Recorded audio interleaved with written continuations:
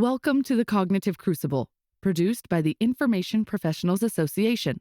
Our website is information-professionals.org, where you can find links and information about today's conversation and get access to members-only content. Join John Bicknell and explore all aspects of our generational challenge, cognitive security.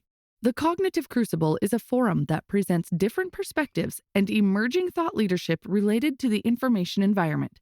The opinions expressed by guests are their own and do not necessarily reflect the views of or endorsement by the Information Professionals Association. My guest today on the Cognitive Crucible is Steve Hunnewell, who is Vice President of Strategic Initiatives at Premise. Steve Hunnewell, welcome to the Cognitive Crucible. All right. Hey, thanks, John. The conversation I'd like to have with you today, Steve, will cover geopolitical risk in Asia and the gray zone. But before we get into this topic, and I suppose this is actually related, but could we start by getting your overall assessment of our strategic landscape, or if you prefer, the times in which we live? All right. So, heavy question here. And so we'll focus our conversation on Asia.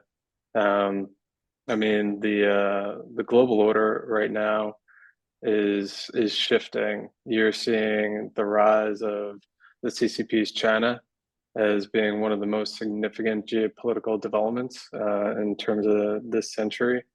It's now the world's second largest economy. And has the second largest military budget.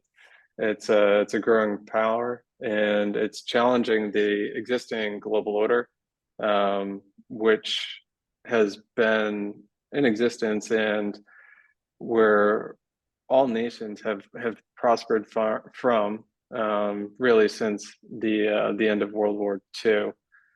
And what we're seeing with this expansionist entity is really one that's looking to expand its influence in Asia and beyond, and not with receptive parties, as I would say. It's somewhat forcing its way in terms of a heavy-handed approach. It is investing heavily in infrastructure and military capabilities. And the CCP is also using its economic power to coerce and influence other countries. You are also seeing that play out in terms of this no limits friendship. I would say it's more, and so when I say that, I should just take a step back. So the no limits friendship is what is proclaimed by both Putin and Xi to be a no limits friendship between Russia and China. However, when we look at this heavy-handed approach, it's one that you can even overlay in terms of that relationship, where Russia is definitely the junior partner, if you will. Yeah, I've heard that. Yeah. And I'm not gonna, press them on it or their executive, because I think he would take issue with my opinion, and I'm not looking to get on on his radar. Any kind of a list, yeah. I have no issues getting on his sanctions list, but I don't want to get on a different list. Gotcha. Understood. So bottom line is the rise of CCP's China has implications for all, but it's particularly concerning to nations, I would say, within the region, multiple nations from the Philippines, Japan, Australia, and yes, their partner, the United States, are all engaged in what is a growing strategic competition, and I fully suspect that it will be intensifying in the coming years. Yeah, right. Now that's a good perspective. The intro that I gave at the top here it does not do your career justice. Do you think you could just take a beat and give us a quick windshield tour of what you've been up to over the last few years? Yeah, so we'll make it real quick. So as you said, the Vice President of Strategic Initiatives for Premise. We are based in San Francisco, California, and in this role, I am responsible for spearheading the development and execution of our innovative strategies and foster growth and expand our market reach. I identify new opportunities, forge key partnerships, and look to implement transformative solutions to ensure that we remain successful in this dynamic marketplace. And really, I should just take a step back in terms of what Premise is. And it's we provide market-leading crowdsourced research and insights via a platform. And this is with mobile devices being ubiquitous. We have persistent access to virtually any operational environment through a global community of 5 million plus smartphone users, managed through a mobile app and digital marketplace. So really just think 138 countries, 37 languages, and again, 5 million plus contributors there. At the same time, I am also a non-resident fellow at both the Joint Special Operations University and the Institute of the Study of War, the Institute for the Study of War. This is where I'm able to, demonstrate that commitment to national security strategy, geopolitical risk, and continue to give back and leverage what has been a career focused on irregular threats, information operations, special operations, and how we can take emerging technologies to support those.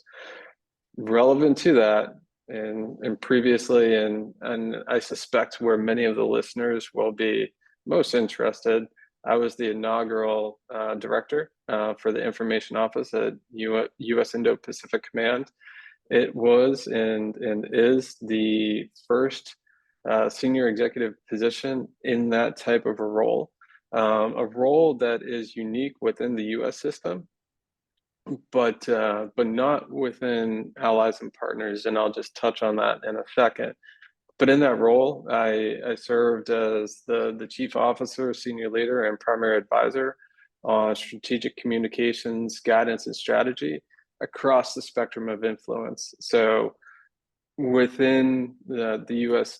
construct, we have various information forces, and they bring with them various capabilities. But there, you find them across the general staff. So you've got public affairs, you have cyber, you have the J39s of the world, otherwise termed as information operations, military information support operations, civil affairs, and so on. And everyone, and you also have, I should say, an emerging and much needed intelligence support to messaging. But again, you have individuals sitting in the special staff, the J2, the J3, potentially the J8. What we sought to do in that, and what INDOPACOM, I fully suspect, is continuing to do, is develop that position and bring those disparate capabilities under a singular office to really exercise that strategic influence. NATO and NATO SHAPE has already done this, and it is the J10, Strategic Communications, led by Jay Jansen, a former Canadian brigadier, and they're doing quite well with it, but they were years ahead of us in terms of operationalizing that aspiration. And I want to say that Jay, who had been a tremendous partner and continues to be one who I seek out in terms of advice in this area. I want to say he was the second individual to lead that effort. You left that role not too long ago, right? Just a few months ago. Yes, and it is one that unfortunately I wish I could have stayed longer, but we had some family issues that required us to get back to Conus, to leave Hmm. the islands there. But and also, having been iteration one, and being able to lay the groundwork, I am extremely grateful to Admiral Aquilino and the team for allowing me and affording me the opportunity to do that. And so iteration one is done. I'm sure that iteration two is going to be that much better here in Silicon Valley. I would say 10x greater in terms Hmm. of the return that iteration two will most likely see. Gotcha. Yeah. Well, so I was just wanting to try to communicate to our audience. Your experience in the Indo-PACOM theater is fresh, right? This is you're still pretty well tied in to what is happening there. So really relevant discussion. So I wanted to get back to getting your thoughts on the implications on the rise of China uh, as it relates to the global order. If you could discuss that for just a moment. Yeah, and the way I like to categorize it, and actually, let me just take another step back there and talk about the relevancy. Sure, So sure. that's where, as I had stated, the non-resident fellowships are critical in being able to maintain that touch point and contribute to, and also uh, maintain that connective tissue to these challenges. So it's not one that I'm looking to break away from anytime soon, because they are that important, not only for us in terms of domestic, and they do touch, and hopefully we'll get into this in the conversation, but the various parts of society. This is not just a national security issue. Mm, And the hmm. way that I look to, and I like to categorize it, is it's not, a rising China. Mm, It's hmm. really the growing strategic competition with the Chinese Communist Party and the nations within the region and beyond. So it's the CCP and their approach, um, vice China. Everyone is for a prosperous China, and the world benefits from that. But rather, it's the approach, and often violations of sovereignty in the way in which the global order is being disrupted, um, by this one element, the CCP's purview and actions. So when we jump back to the region and just looking at what are our current friction points and Hmm. hotspots, the South China Sea, and it's a vital maritime region. It is home to important shipping lanes, oil, gas reserves, and despite competing claims from other countries, um, the CCP has been claiming increasingly large parts of the South China Sea. This recently manifested through uh, a map. So, and I'm sure the sinologists listening will correct me Mm. if I'm wrong on this one, but I want to say it came from their Ministry of Mining and Mineral Resources, to which you see um, validated on that where their claims are and how they do not jive with international law, and the nations around them. So that is part of the approach, where it's this multi-pronged uh, hybrid gray zone approach. So that one I would place within the category of lawfare. Uh, Hmm. lawfare that then supports what would be follow-on information activities. The big one that people like to point to, and the flashpoint that people like to point to, is Taiwan, the self-governing island that the CCP claims as its territory, even though, and when they talk, they like to say that they would reunify. It's never been unified. So we need to correct the lexicon there. The U.S. has a long-standing policy of strategic ambiguity as it pertains to Taiwan, and we'll just leave it at that.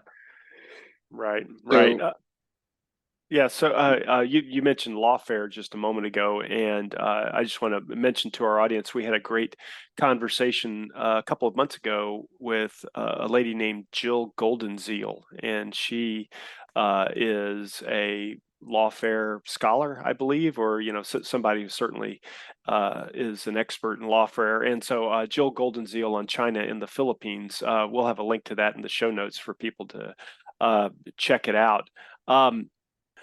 Yeah, so it's impossible these days to talk about China and not also talking about Taiwan. You mentioned Taiwan briefly just a moment ago, but how do you drop Taiwan into this whole discussion space usually?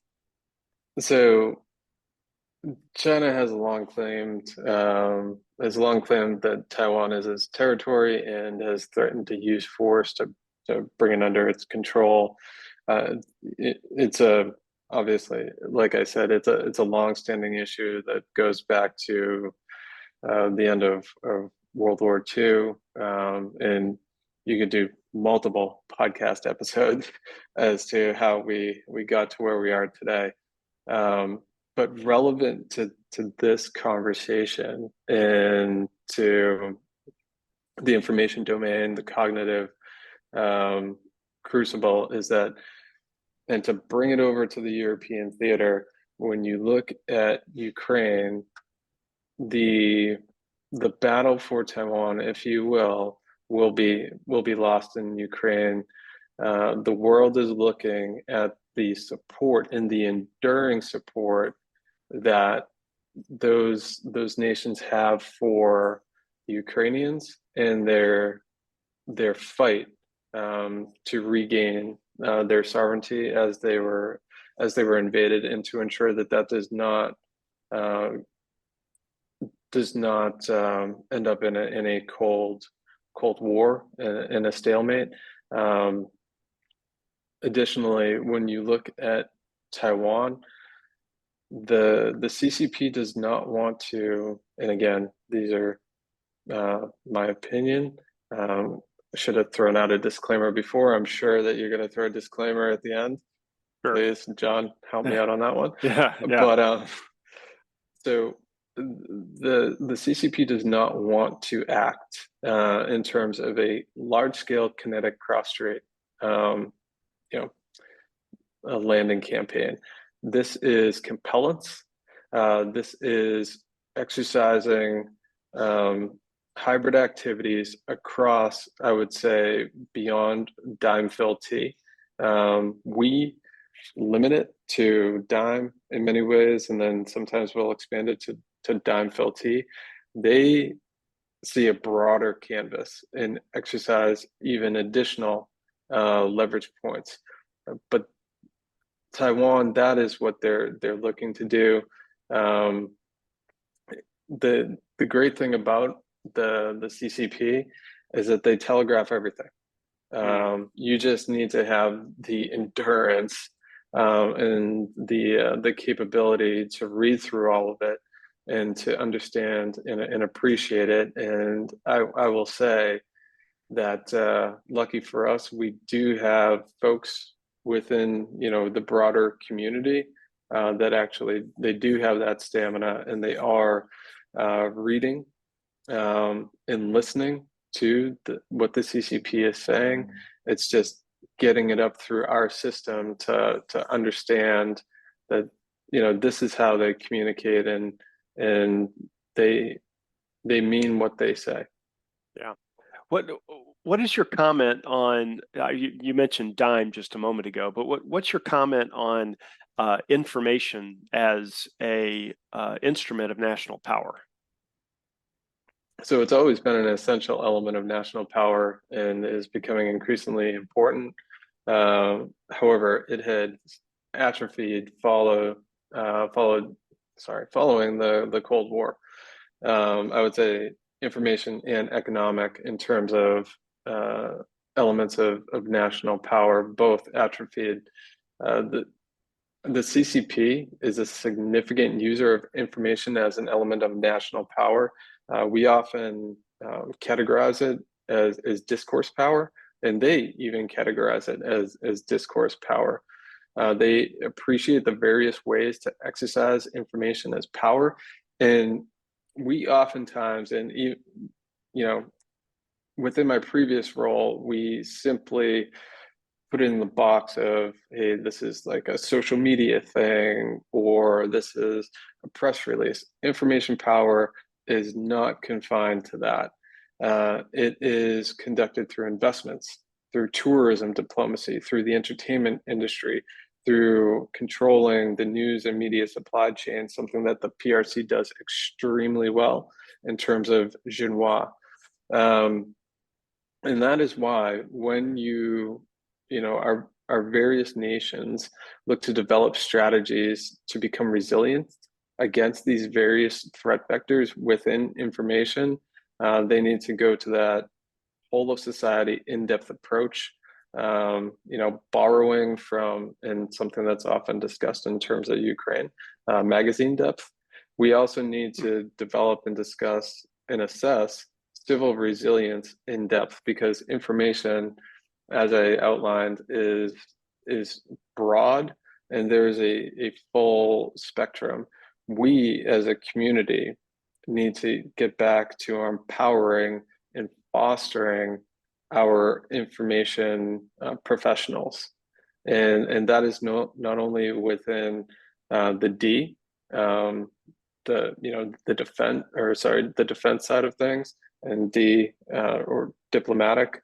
I should probably put it under the DIME. So M for military and D for diplomatic. We need to empower both.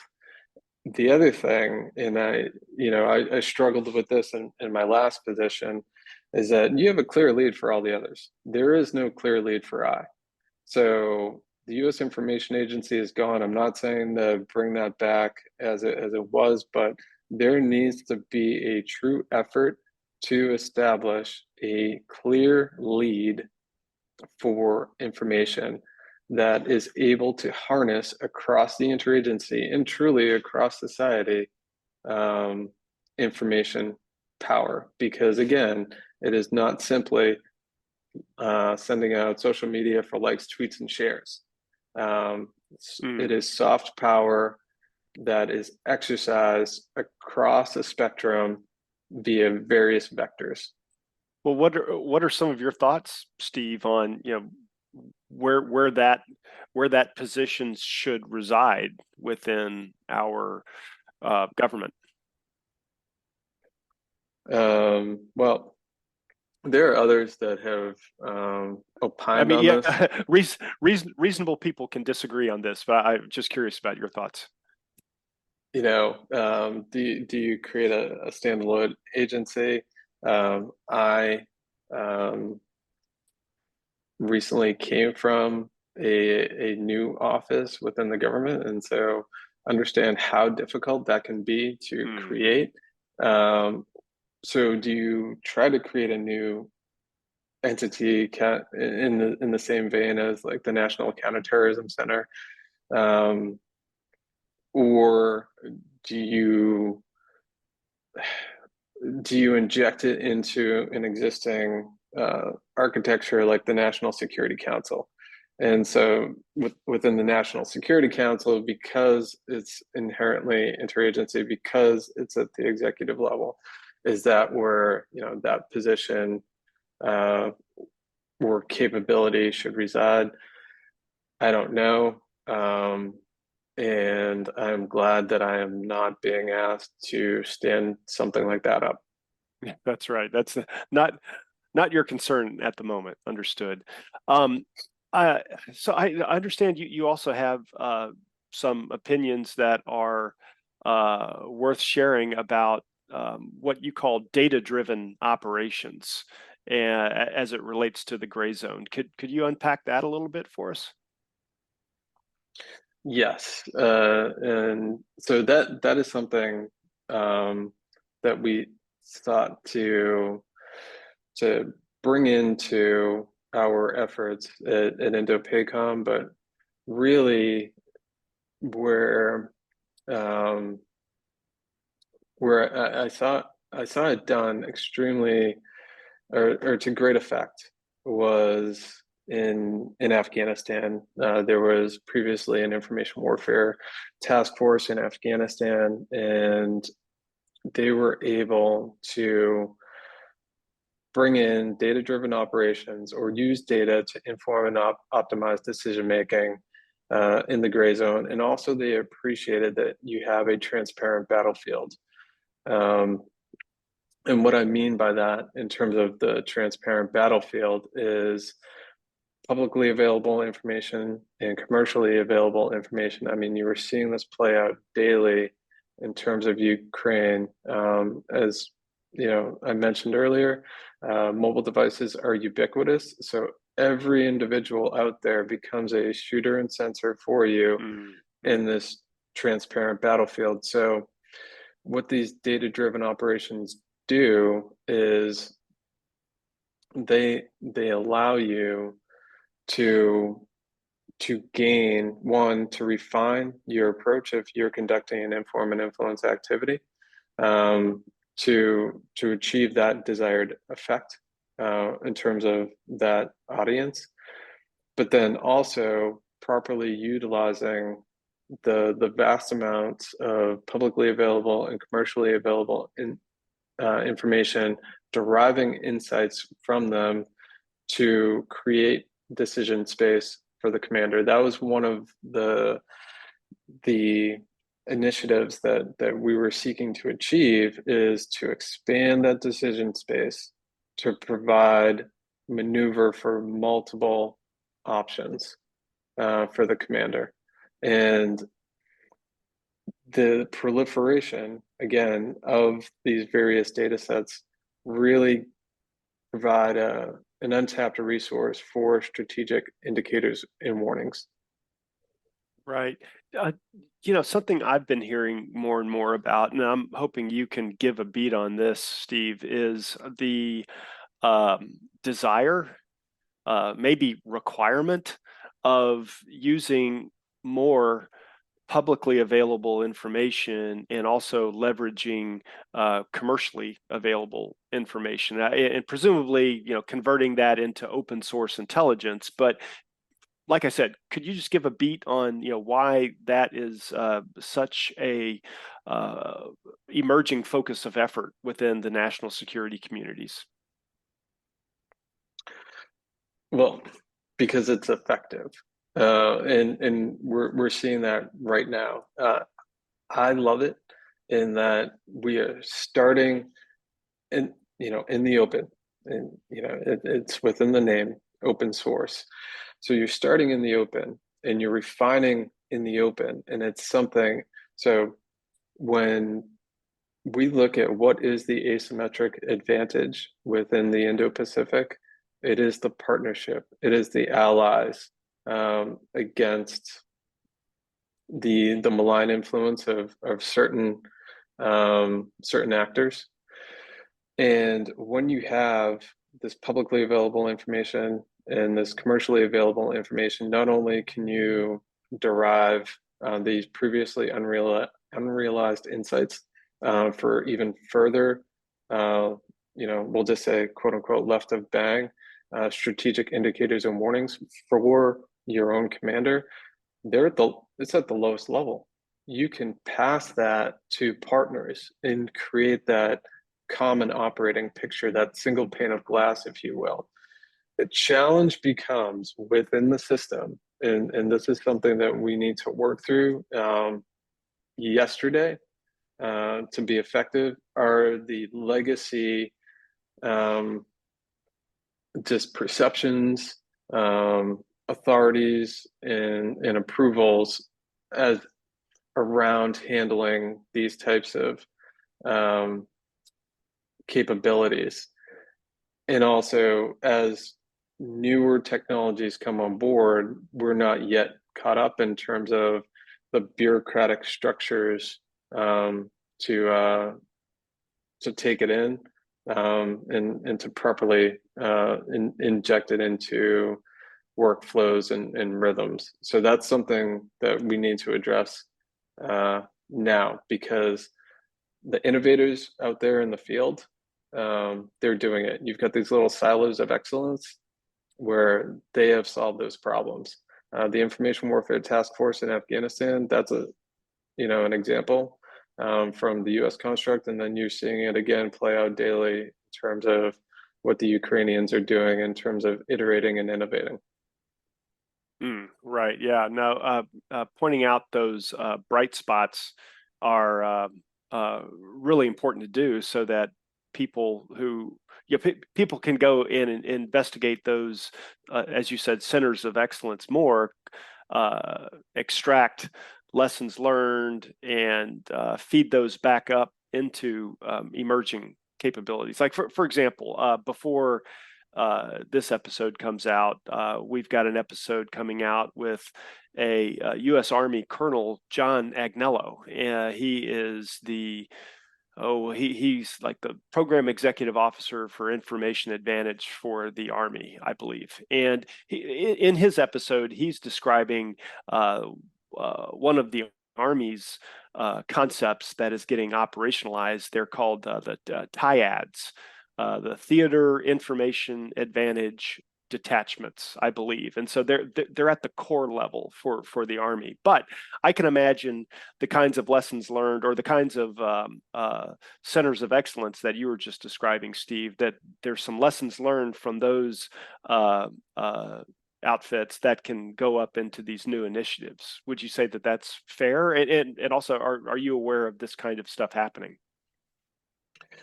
So in terms of being aware, yes, I was the recipient of the first Theater Information Advantage Detachment in USARPAC, or U.S. Army Right? Pacific. Is that right? Okay, so I'm sorry to interrupt. So maybe this is more than just a concept. It is getting operationalized, it sounds like. It is. So, okay, gotcha. And not to go down the TIAD rabbit hole, but I will say this. So General Flynn recognized the importance of information. And so he actually invested in the Theater Information Advantage Detachment in the Pacific before it was codified, so that once it was codified, I mean, they were already, I don't want to say running at that point, but they were briskly walking. It was a quick ruck for them.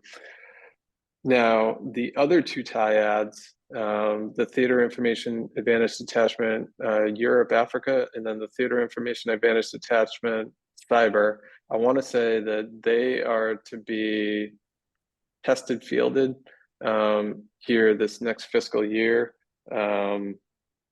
But that's where my knowledge ends. I can just say that the TIAD, yes, it again, in terms of the Pacific, that's where you take those capabilities and you have this little silo of excellence. The challenge then becomes, how do you scale? And that's where we need to adjust the bureaucracy to enable the scaling of these capabilities, and also not look at what these solutions are through a dated lens, and that's what we're doing right now. It is a paradigm shift to start open rather than start exquisite when you're talking about intelligence, or you're talking about strategic indicators and warnings. But that is the reality of, as I've termed it, the transparent battlefield. And so we need to embrace that reality, and become a player within it, because the adversary has embraced it, and they're positioning themselves to be the lead in that. So this has been a fantastic discussion, Steve. Everything you're talking about is like right in the bullseye for the Cognitive Crucible audience and what IPA is aimed at for the like live problem set that is facing the free world these days. I've got a couple of typical closeout questions, and the first one is a perfect one for you, especially with your appointment as a non-resident fellow at the Joint Special Operations University. So, what are the kinds of research questions, or what would be a research question that you would be recommending to your students and other faculty colleagues there at JSAL? So the first one that I would look at, and maybe I will look at this, is how do we assess the infinite game and determine our positions of advantage within it? So fully understanding that yes, we all came from the post 9/11 finite action. What does winning look like? It means taking this piece of terrain, conducting this raid, getting this high value target. But again, underlying all of that is that they're finite, whereas we are engaged in this infinite game. So how do we assess that? How do we understand if we are in a position of advantage? If we're not, how do we then gain that position of advantage? And then just the other one I would add is, how do we better integrate commercial solutions to create that defense or resilience in-depth approach? And that includes public-private partnerships, adoption of commercial solutions like we talked about, but really, what is the best way now to create that resiliency, that in-depth approach, since we're facing societies are facing an effort that is an undermine in depth.